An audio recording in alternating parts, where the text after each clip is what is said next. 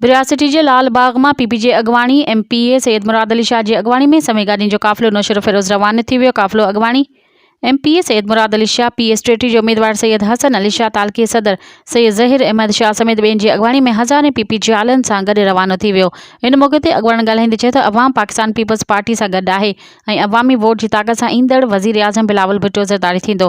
8 फ़रवरी अवामी ताक़त जो ॾींहुं आहे। इन ॾींहं ते समूरे मुल्क में पाकिस्तान पीपल्स पार्टी वॾी लीड सां कामयाब थींदी।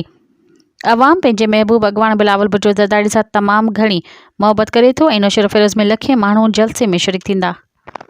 मज़ीद ख़बरनि ऐं तफ़सीलात लाइ विज़िट कयो असांजी वेबसाइट www.awamiNewsHD.com ऐं ॾिसंदा रहो अवामी न्यूज़ HD।